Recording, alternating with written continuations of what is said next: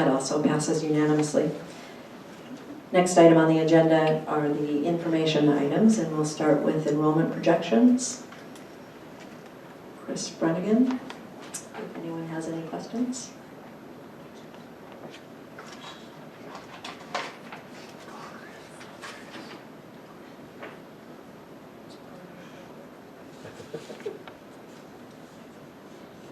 This is basically what we went over today. It's a little bit different process. The business services uses because they're building enrollment for budget, they interface with the folks we heard from today, but they have a little bit different process. The numbers are very similar. This is where we get the kindergarten half days now. You get that information in this sheet. Yes, you can see what we project for Which is less than what we saw, yeah. Correct. I'm not seeing any other questions, so we'll move to the next agenda item, which is information accessibility. This was requested by Amy, so I'll ask her to start it out. Was, I guess from last meeting, I had brought up the idea of the periodic financial summary. And you had an addition to that too? Videotaping our meeting.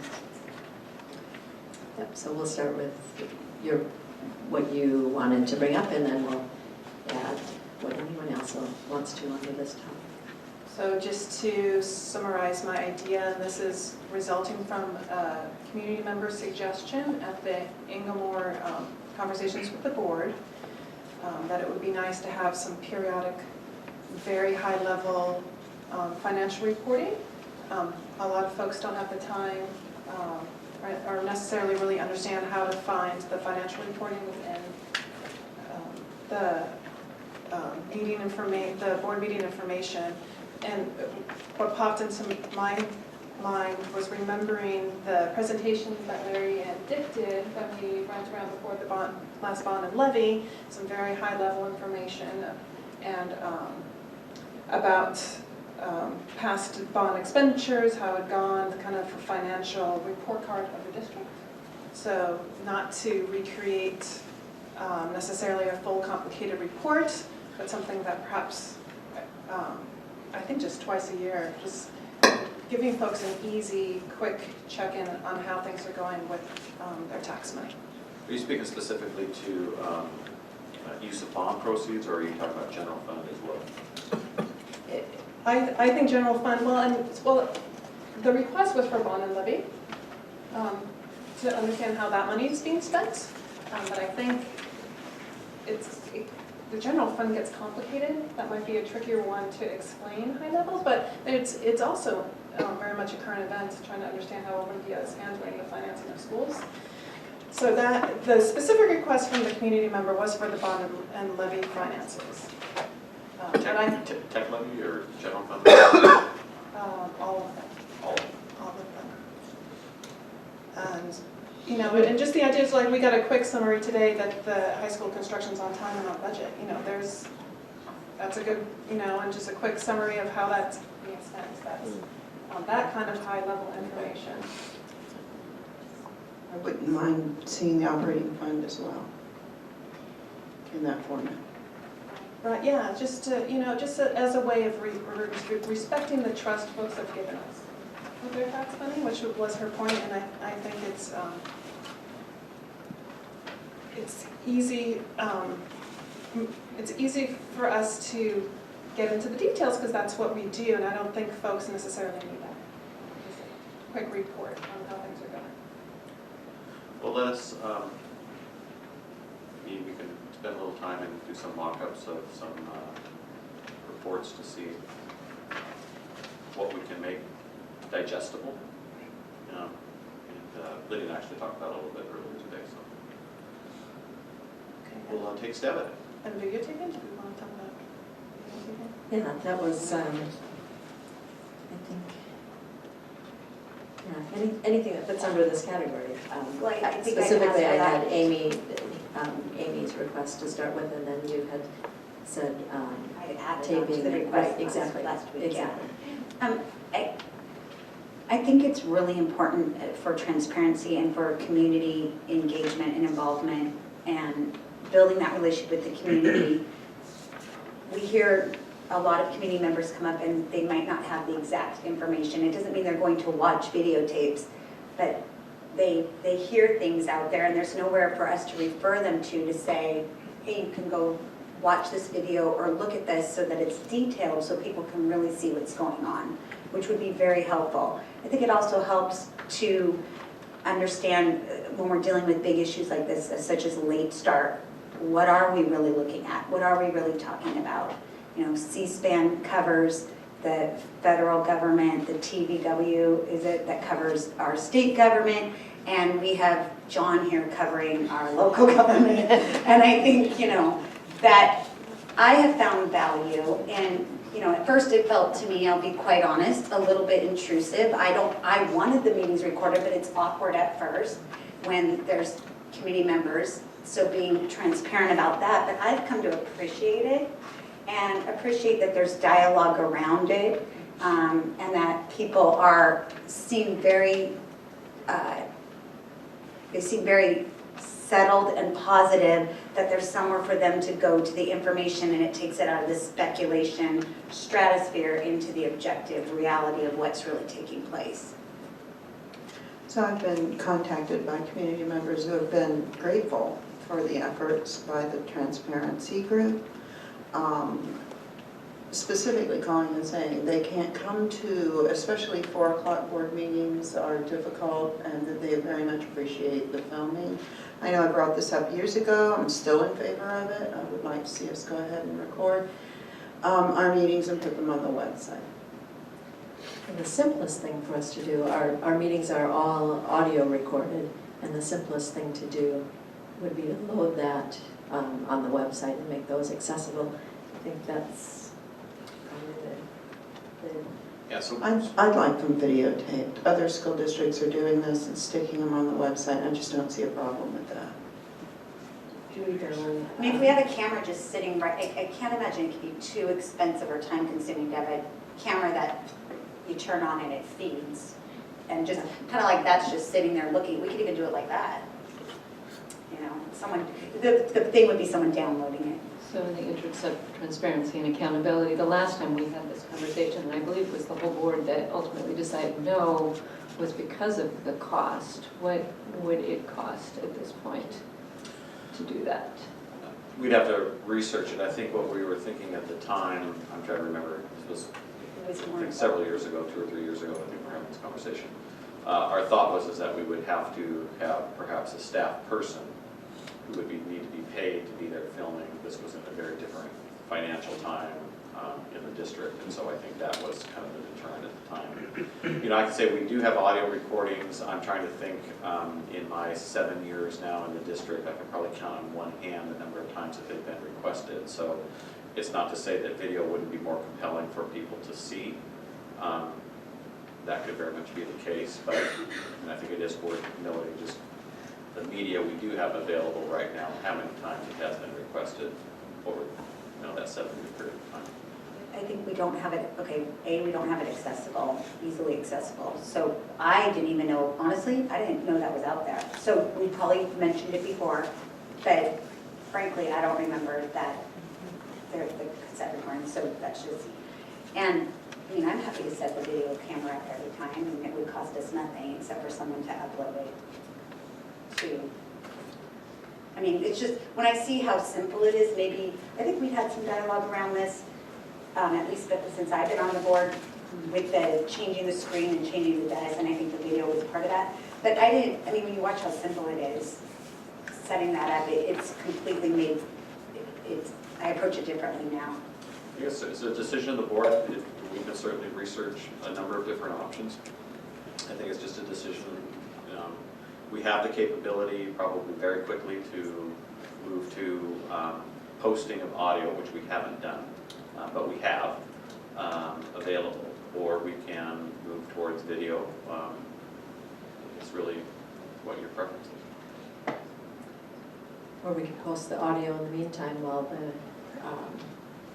the options are being considered. I think it's easy to find, and then Larry could get us just quickly what And like I said, I think when we had the conversation before, it was just, I think there was sensitivity towards incurring that expense at a time when budgets were in a very different place across the district. That's my recollection of sort of where the conversation. But the technology's also advanced a lot too. so The it's much technology's easier different to- and certainly our fiscal situation is Yeah. different than it was.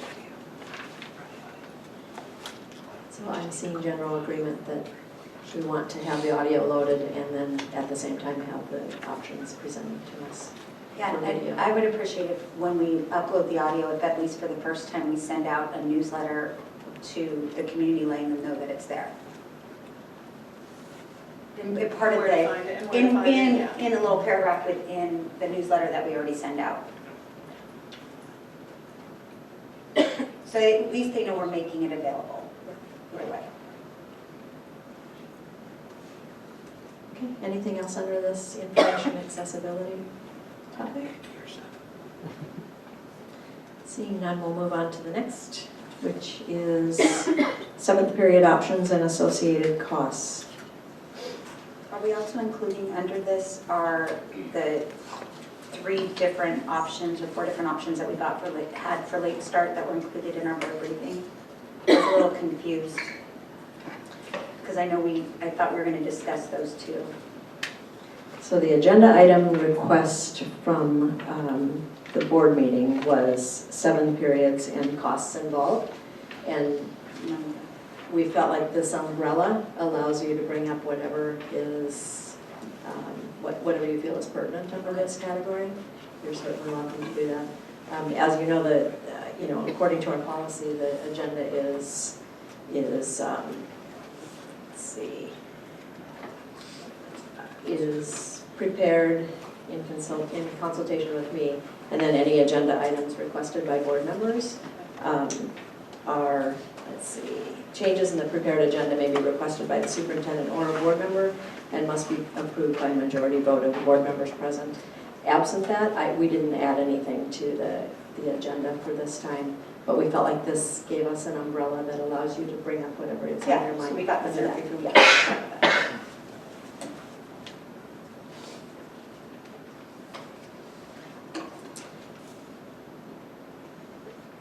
So board members have received some information on this topic. And I'm just, for clarification, I printed out that spreadsheet and left it on my desk, so I'm pulling out my mail here so I can get that.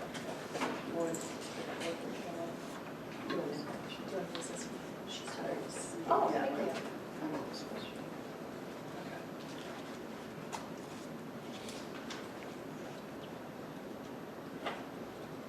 So I'll just invite board members to begin the conversation.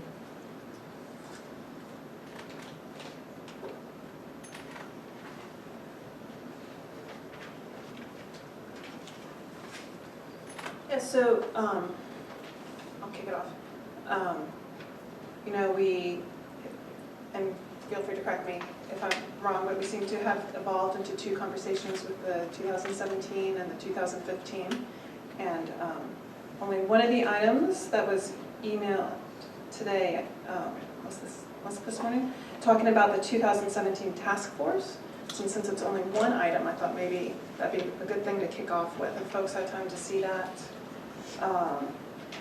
Where Larry had the purpose and the representation and all, since that's a simple thing. If you'd like to start with that, I'd like a copy of the resolution that we passed, so that we can refer to it. No.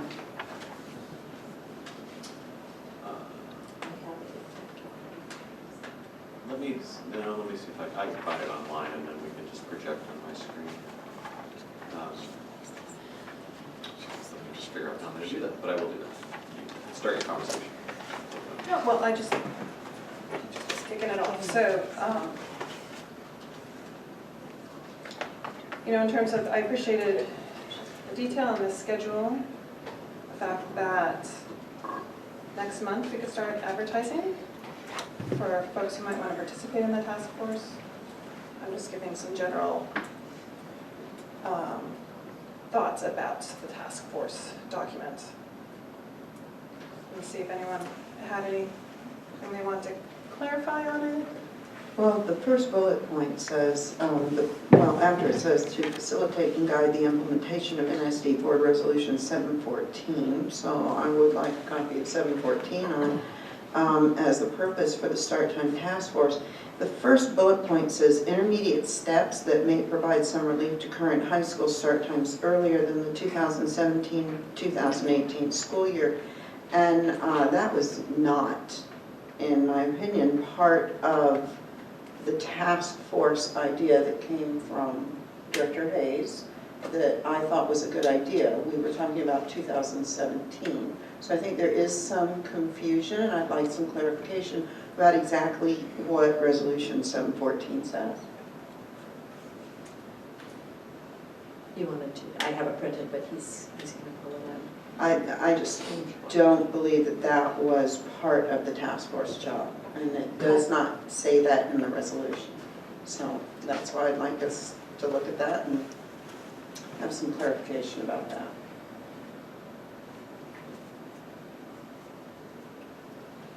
So while we're waiting for that to come up, my thoughts on this proposal was I like the timeline and felt that it had a good representation of the various stakeholders that would be impacted by this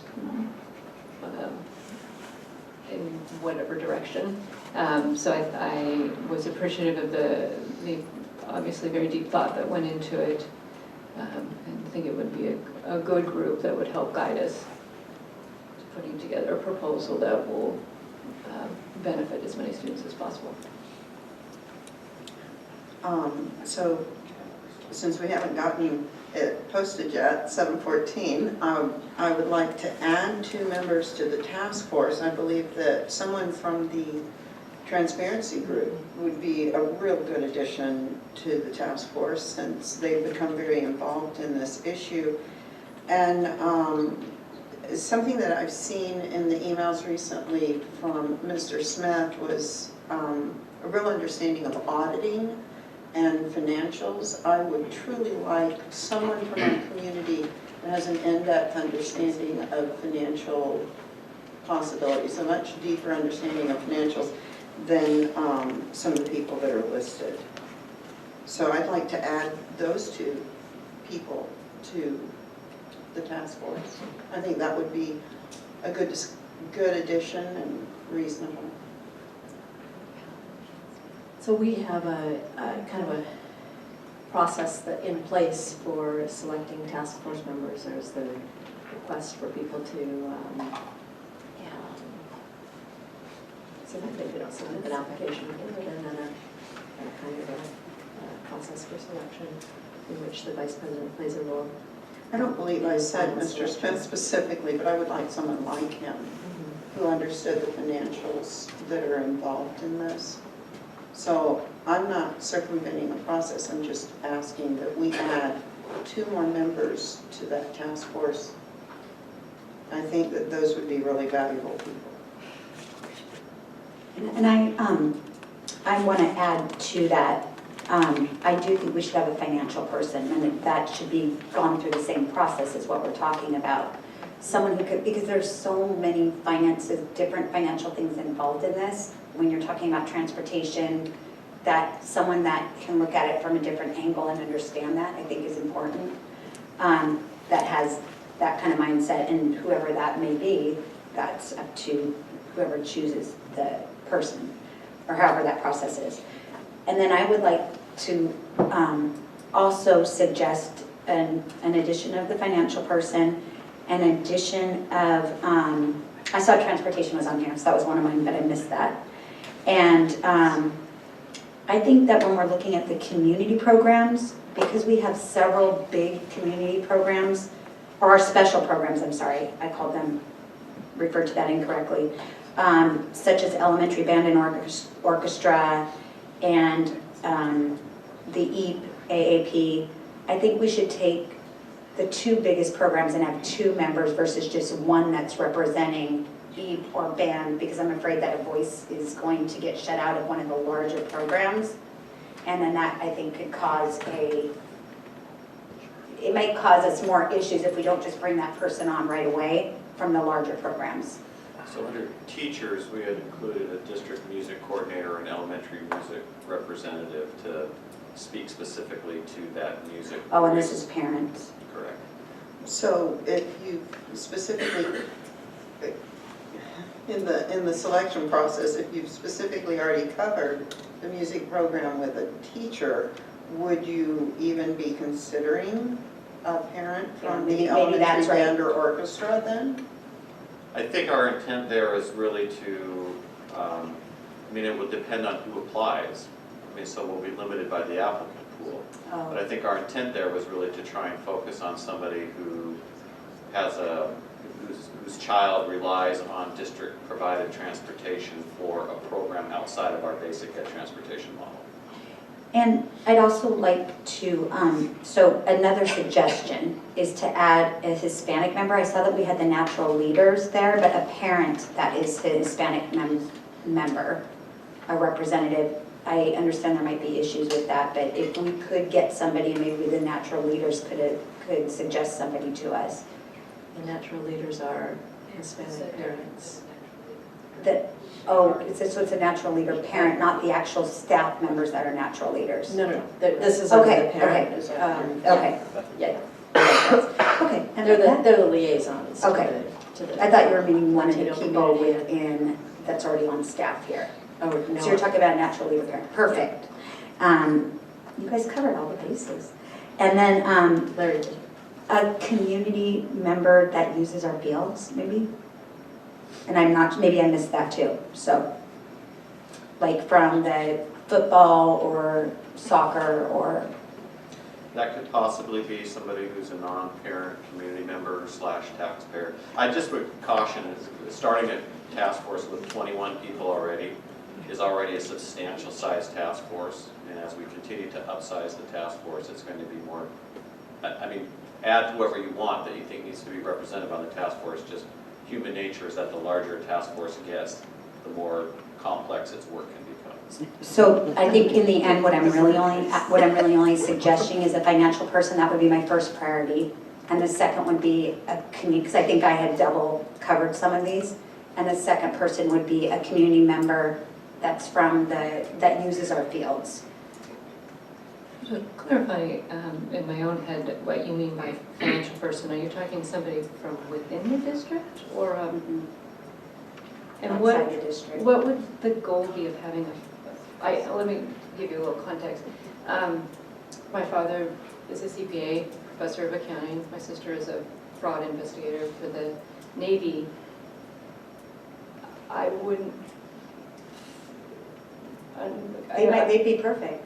I'm not sure they would. They're lovely human beings, but I'm not sure that I would put them on a later high school start time task force as having There's expertise. big, huge finances involved, and we've heard this from the community. And I understand So that, that's but I wouldn't prioritize them as having knowledge or understanding of school district finances that would be of more value than any of the people that are listed. It could be overlapped. It could be someone who is a community member and has financial. I mean, And I think Why maybe so? sharing. but I think it's important that somebody, and I am very strong on this. I think it's important that somebody is able to ask questions because we are talking about potentially some of the costs could be very high.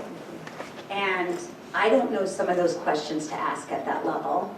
And I think it's important to have someone there that's in these meetings that can ask those questions, that understand. It's not that I don't understand finances at a big level, but at that level that can ask those kind of questions because we are talking about a lot of dollars potentially. So it sounds like a school district financial person was what we're looking for because they would be able to assess this is how this could be. I'd like another set of eyes other than school districts. So I would like a community member that's involved in finance. And so I'm wondering why you would call it more important. It's just a member. So I don't know why you're placing more importance on that one position.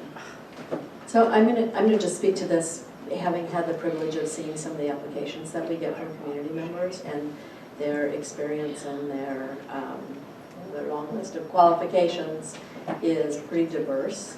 And if we were to ask for one of these that are already under the parents categories to also have financial experience so that they're adding that lens, I think that could be really valuable.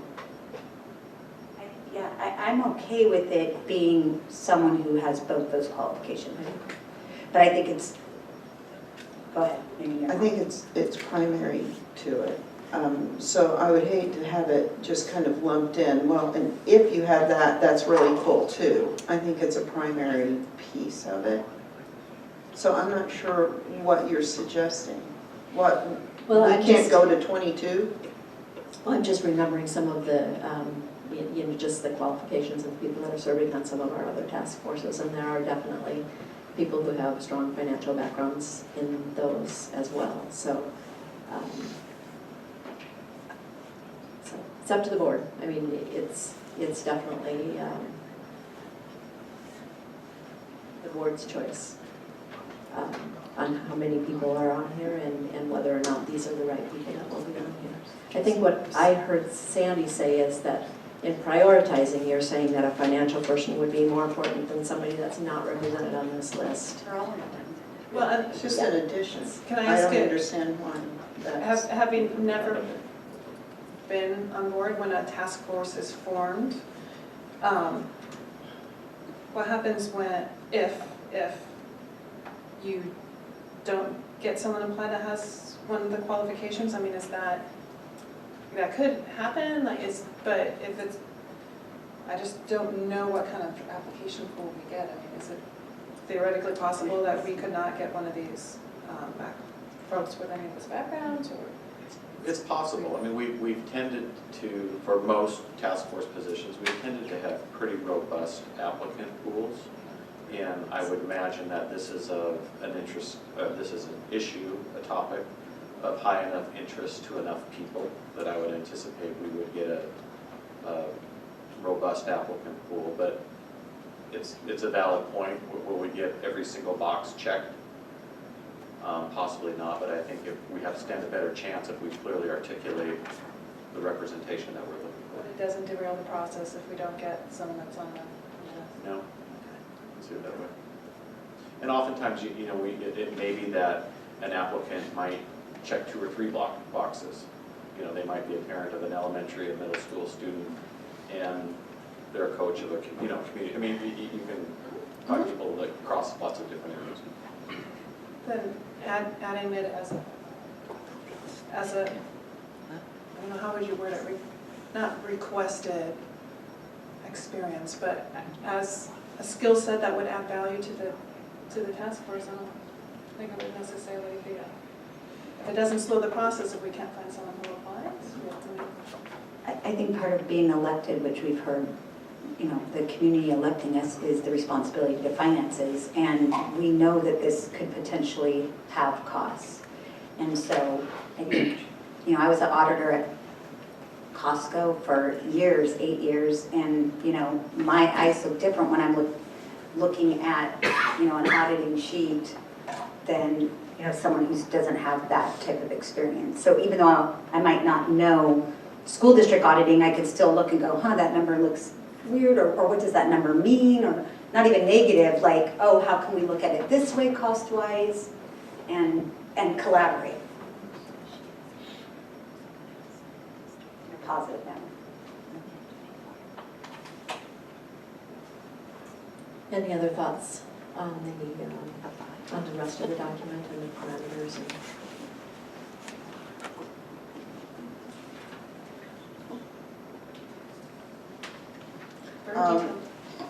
Well, the rest of the document goes back to my concern that the intermediate steps that may provide some relief to current high school start times earlier than the 17-18 school year.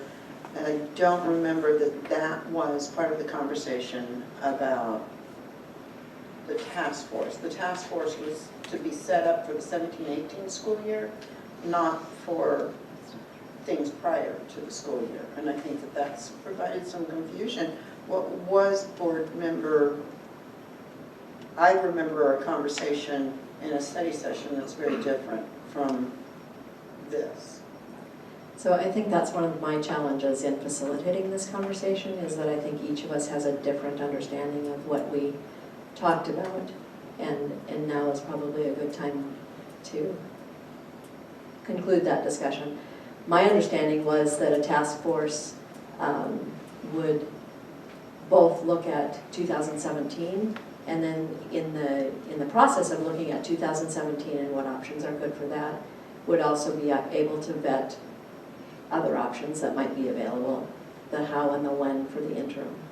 That was my understanding of Well, of what we thankfully, it talked was about. recorded, and I don't remember you saying that. I just remember that this was two different discussions. 2017 was a task force, but it was, I believe, stated in the resolution that there, if you could start earlier, then that was something the board would be looking at. So that would be two different things in my mind.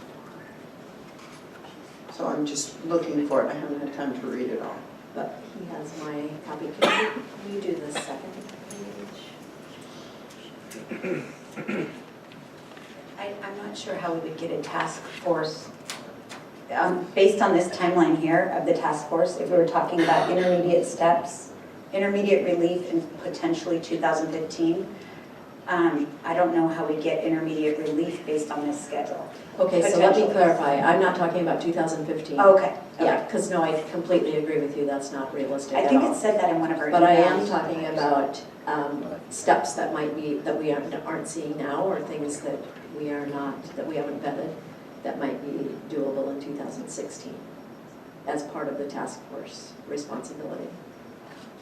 So I apologize for not being clear. No, I agree that we're not talking about 2015 with the task force. So does this schedule give us the opportunity for 2016 then? I don't know if it does. Yeah, Oh, that's no. what 2016, absolutely. There are steps on the timeline. It talks specifically about Oh, the community intermediate engagement for steps. the 2016-17 school year. I see intermediate. Yeah. So that's not for 2015. No, that's like, Okay. I agree with you, that is a separate issue because we Okay. don't have the luxury of that time. So just to kind of share our thinking around here, we believe our viable intermediate step for 2015 is some movement of the K-12 system later. And there's attendant consequences with that, but we believe that's the viable step for 2015.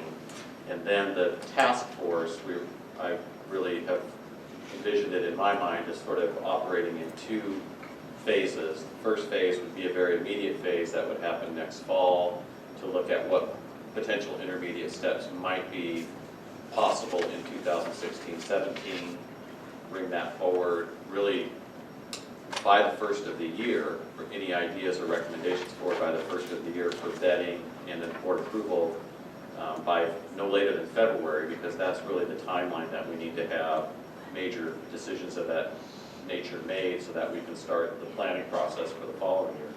And then the second phase of their work would be really looking at what's the grander plan that accompanies the 2017-18 year when we have all kinds of other transitions going on. And obviously that'll involve working with the grade reconfiguration task force, et cetera. But a very similar timeline of bringing forward what that's going to look like again by the first of 2017 so that we can get closure on that by the end of February and then begin our implementation processes for fall of 2017. Thank you. So I'm seeing some agreement around that. Go ahead, Sandy. I see you. I was just asking for a clarification. I thought that another option for this fall was the continuing of expanding of this seventh Right, period. which is where the 7th period options and associated Right. costs are. Yeah. Sans transportation, but Yes, and continuing to that work for that's that. already in motion. Yes. In our district,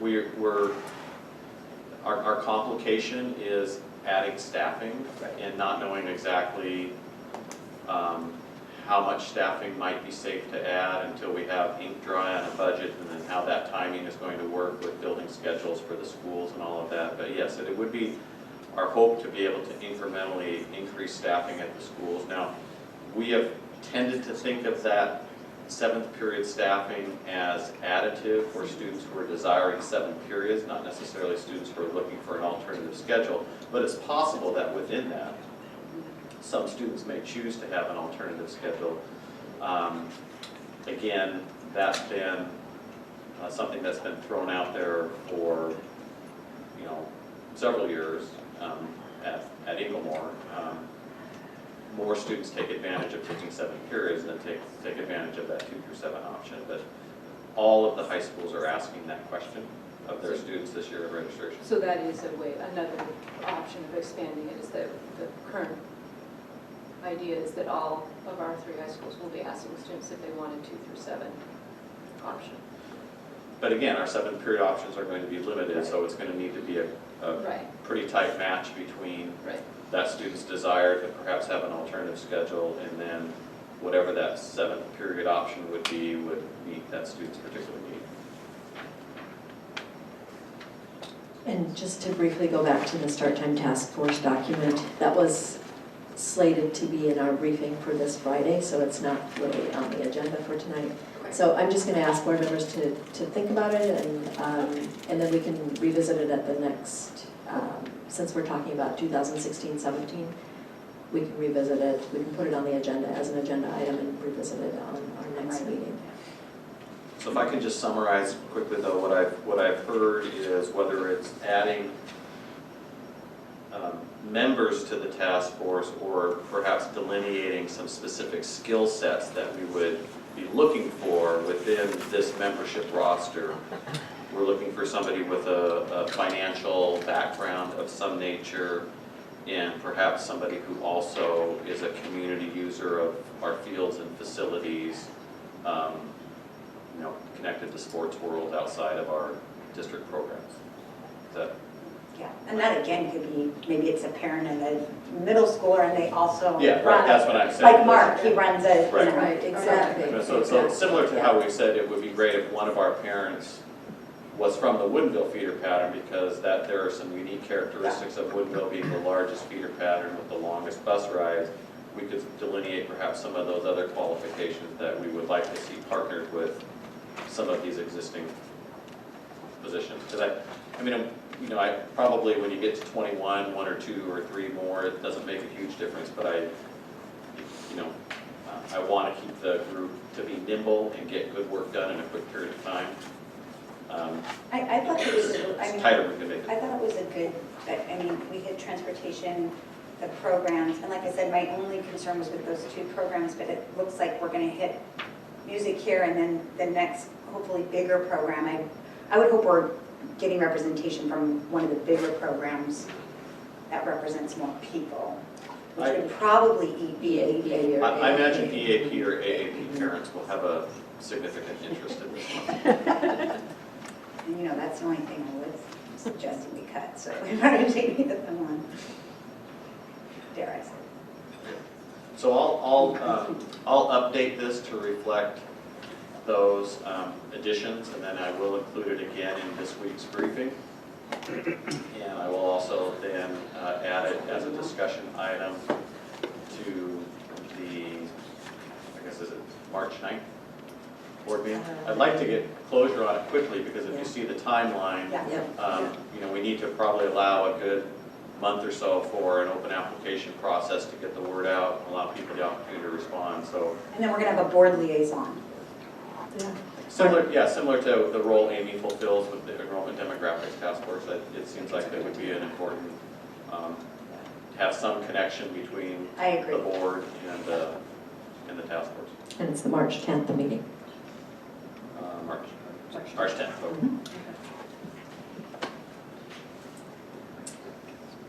Okay, so back to the 7th period options and associated costs. So I just want to just make sure I understand. So this, because I remember one of the parents who spoke was speaking about the fact that she already has her daughters basically in a 2 through 7 option at Woodinville. So, maybe just formalizing that so more families know it's an option. Is that what we're talking about doing for this fall?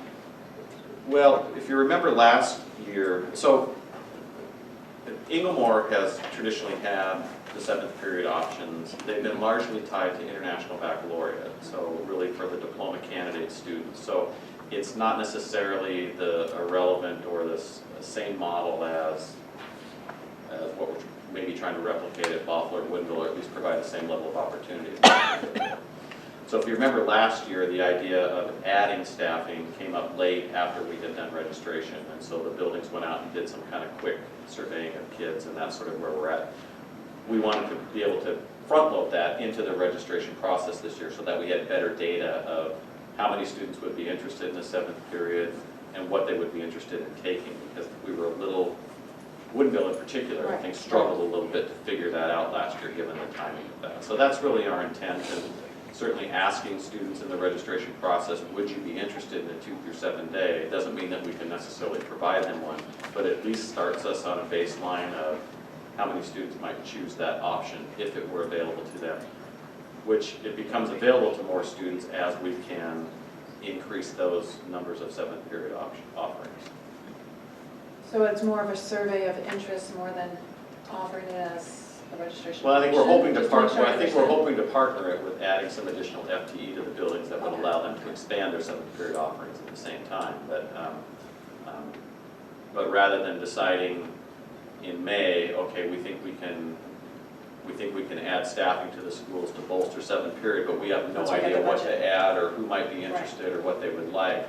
If we can have that information now, so it's Easier to actionable react. later. Exactly. Easier to react, okay. So board members, I realize that you've had vacation and not everybody has been in town, and I don't know what your schedules were like today, but did you have an opportunity to review the memo that Larry prepared on the cabinet discussion? I had several questions. How many 7 periods do we offer currently at Inglemore?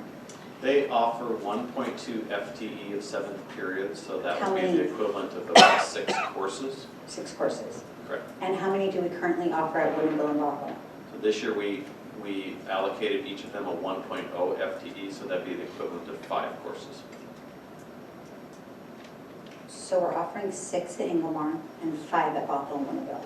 And the 6 at Inglemore it's traditionally been a richer model because there are unique requirements for students who are pursuing the full International Baccalaureate diploma, that it's Right. difficult for them to meet all of their requirements and such unless they can have a 7th period in some cases.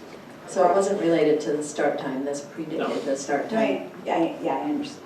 That I understand, but I'm just trying to first understand how many courses do we offer? So we offer 5 at Woodville, 5 at Bothell, and 6 at Inglemore? Correct. Okay. And then, so since we're already doing this, I noticed that on this email, there were quite a few challenges outlined.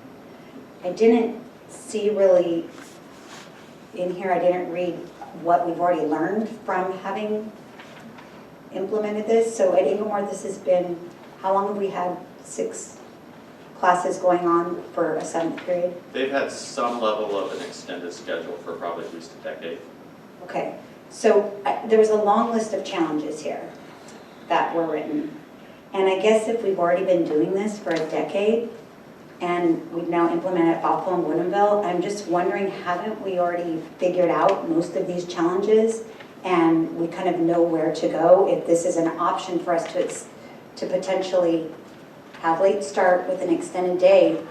I'm curious just how relevant these challenges are if we've already been doing this. I don't think any of them are showstoppers, and they're not intended to be. They're just reflections of our conversation as we talked about this at Expanded Cabinet.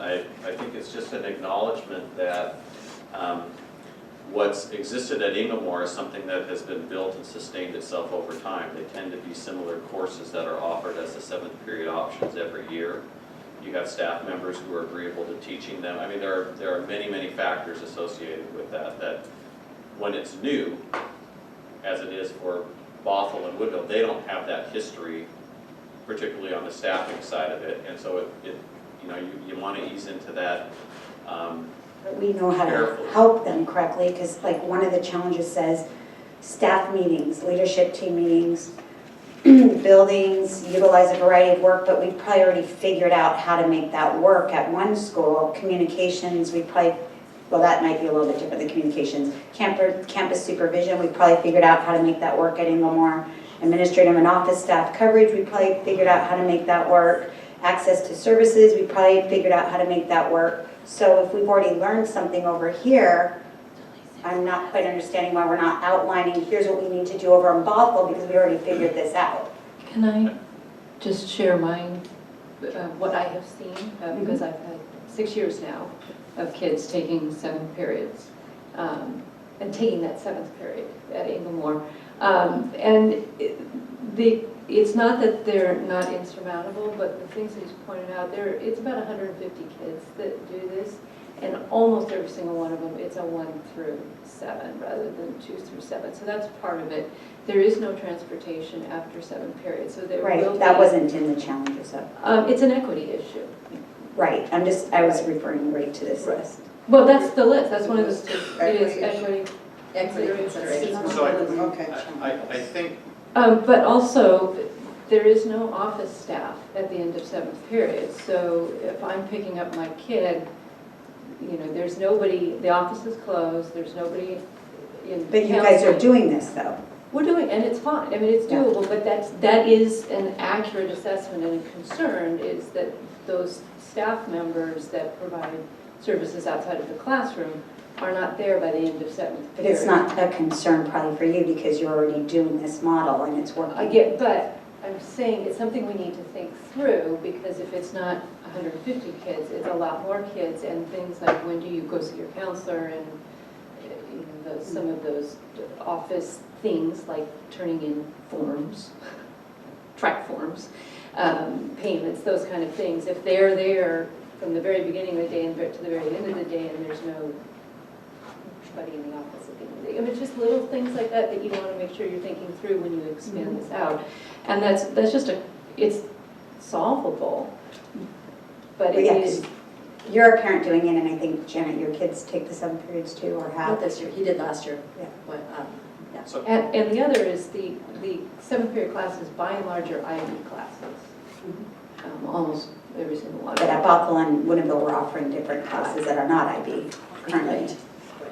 yeah, I think, again, I don't want you to be misreading this as these were like roadblocks. I think they were just a reflection of our conversation as realities that exist that are surmountable, but it's a question of scale. I think that was the nature of our discussion, is that at what point does 7th period grow so large that some of these issues that are manageable now with a limited number of students become much more problematic? It doesn't mean they're not solvable. It doesn't mean that they should inhibit us from moving forward with expanding 7th period options now. They're just things that we need to consider as we move forward. I've been a big advocate for 7th period. Oh, I know. Yeah. Right. I think you and, I've saying- heard you and Janet talk Yeah, about wanting because these 7. are good reflections of things that will need to be thought through before really fully expanding it out. Actually, one thing that I'll call Cindy out here, because she likes to be quiet over here, but as she was preparing this memo for me, she looked at me and she said, "What about state testing?" And I thought, I hadn't even thought about it. That never even entered our conversation yesterday, but I could see, that might be, again, it's just another logistical piece that needs to be thrown into the mix at some point. Not to say that it would be a barrier or it would be a problem, but it's something that we would want to, keep in mind. Okay. I think, Kimberly, I'm looking at it more as a long-term thing. So if we have half of the people that are choosing 1 through 6 and half of them that are choosing 2 through 7, then staff meetings would be very challenging. So I think that I'm reading it more, not if we add a 1.0 or something for next year, add some relief for next year. I'm thinking that this is long-term. These are things that we just need to be mindful of as we're looking at it. So I don't see them as roadblocks either, but just, something to have in our I guess books. I'm thinking, how do we get here for 2015? Yeah. So this was one of the options, so I'm thinking more immediate, Sure. and we are doing this already. Sure. And you know, how many courses we can add is probably a different conversation, but, you know, we are doing this. We're here, and we're making it work at all 3 schools to a certain level. My anticipation would be that, I mean, we'll just have to see kind of what happens in Olympia, but if the session goes really deep again, as everybody anticipates, I mean, we're talking end of June, we're probably going to be in a better position to take a larger step in 2016-17 because we can pre-plan it into the staffing and registration process. But we're at least gathering the data now as kids begin registering in the next week or two to hopefully put us in a position to take at least some type of step in 15-16. What would the step be in 15-16 then? Because quite honestly, when I read it, it certainly looked like, and here's all the reasons why we don't want to do this, ticked off, checked off, and it did feel very much in opposition to Director Hayes' comment from the study session, which said, oh good, we're no longer talking about all the roadblocks, we're talking about how to get things done. This didn't look like this is how to get things done. And, you know, I read through it and I got to the end and I went, okay, 0 period impacts? Why, I don't even understand that. Why in the world are you having 0 period when you have 1 through 7? Why aren't you just putting that 0 period, which in the case of Bothell High School is jazz band? Why isn't that just put as 7th period then? It's the same FTE. Why would you have it at 0 period? Jazz choir is already at 7th period. Because many of the students who choose to be in jazz band are also in IB and in... She was talking about Bothell. Oh, okay. I thought you were talking about Inglemore the way it's done right now. No, this is why it made no sense to me, because I'm going, why would you even do that? Because at Bothell, that would be just simply moving it to 7th period. Some of it has to do with the other teaching assignments of the staff who teach those programs. Well, the teacher that teaches jazz band at the high school has 1 full FTE and it counts that 0 period. So moving it to 7th period would allow him to sleep in and maybe not be so sleepy. Just reflecting the conversation, I'm sorry that you perceived it as a negative, or it really was not intended to be that. It was actually a very positive conversation that we had. Our hope would be that if we could take a step this year, it would be an additional 1.0 at each of the schools, so that would double. That's 5 courses? Correct, that would double the number of offerings at each of our schools. Again, we're complicated by the state budget situation, but... So that's 240, how many kids are in a course can be, is it at the high school level? 28 to 32.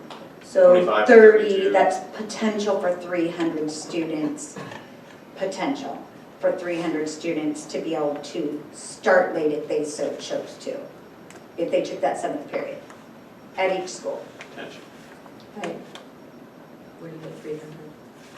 10 times. Oh, 10 classes, okay. Okay. Times 30 students.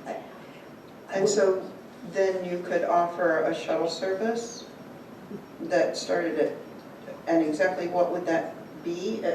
It picks up and delivers for 2nd period? That's the other part of our conversation is I don't believe we have the capacity to think about incorporating a shuttle system in 2015-16 based on where we're at in the year and our level of planning that would need to be involved with that. We don't know who the students are, where they might come from, what they, you know, how that would work necessarily. That was a pretty theoretical conversation. It sounds like, you know, that occurred on the 13th. And that hasn't been a part of the 7th period to this point at Inglemore. It's all been required self-transportation. So at Inglemore, it's 1 through 6 transportation, and then 7th period is you pick up your kid. Correct. And so if students, again, most of them doing 1 through 7, they at least have the option of transportation in the morning, needing to find a ride home in the afternoon. But those who are opting right now to do it 2 through 7 at Inglemore do that all with their own transportation. So in the conversation about the shuttle idea, is it just second period and then the students would still be taking themselves home? I thought we were talking about the buses pick up for first period and then also pick up and take home after seventh, but we're not talking about that at all. No, I don't think we know enough at this point, and Ryan, I'll invite you up to speak to it. But I don't believe we know enough at this point to commit to being able to offer second period and seventh period shuttles next year. It's something we could explore. It may have some potential. We all were a little bit jazzed about, this might be an interesting idea. But it's a very new thought in our thought stream, and I think we would need time to study it. Well, we also at our study board did talk about regional transportation, because I think those are the same things. So I know we've had this, we haven't had an in-depth discussion, but we've been talking about, and you had mentioned that it had been looked at prior. It's a similar conversation, although the regional transportation we were talking about was basic ed regional transportation. That So was sort of instead rewriting of the whole- Correct, the correct. current transportation. Yeah. Well, No, that I was Nothing- talking about special programs when I brought it up. You know, like for your EAP or your, I just was bringing up in a different context. nothing would give it more attention than board direction saying we wanted to go in that direction. And I think then transportation would figure that out. But go ahead, what was the? So one of the things that we discussed was, I think we tried to figure out some numbers, and what we said is what we know today, we can transport 50 kids in a big bus. What we need to know is exactly where they would live, and do they need transportation. So if you talk about your scenario of 300 kids, how many buses do we put out there? 6 buses for all kids, 3 buses, how many buses do we put out for the kids? And that's one of the things that we need to understand. The other thing that I think we need to understand is what are our parameters? Is it an hour, hour and a half? What's the reasonable transit time? So right now, some of our transportation is moved on about a 30 to 45 minute window from when they're picked up at the school and dropped off at home, especially in our Woodinville area. In our Bothell and Inglemore area, maybe a little bit shorter than that. But if you're looking at a community transit style, what is the service level we're going to provide to this group? Is an hour reasonable to the board, or an hour and a half reasonable for Why us? does it lengthen it if you're actually just having, that didn't make sense to me. If I have stops along a main route and I'm not going into people's neighborhoods, then it would seem to me that that would actually, it's like an express bus essentially. It could be. Is that what the direction is? If we're just looking at, regardless of where you live, and let's use Woodinville as the example. Is the bus just driving down Woodinville DeWall Road and dropping kids off, and now you're responsible to get from Woodinville DeWall Road into your home area? Is that, so we're trying to understand Yeah, what I the think- When expectations are. I had brought up it for the special programs, which is what I was talking about last study session, so this plays off, I think, the same thing. I had said, remember Larry, when I said a regional transport, you could go to a park and ride or a business park, and we were talking about like for the band, elementary band, I had mentioned, and that's when you brought up, we had looked at a regional transportation. That was kind of what I was thinking in my mind, and I mentioned my son's school has that, where we meet, he can drive now, but before we would meet at a certain business park and the bus comes and picks the kids up. We already do some amount of that. That looks more like how we do EAP or AAP or those kinds of regional We types. So already do it that way? how about how we do activity buses for the junior highs, those routes that we already have mapped out? Could they be somehow amended to, you know, since they're already regional, we have a couple per junior high, could we meld them together for a high school? I think would be difficult given the end time for your junior high program versus your end time. Well, not the for same some- buses, but at least you have the routes. You know, and they are, like, for example, when my son gets dropped off, it's about 1.5 miles to my house from where he's dropped off. Possibly. I mean, that could be one of the options that we take a look at. Understanding that the high school regions are a lot Yeah. broader than a junior high region. For sure. So I have a question about how does this help the special needs population?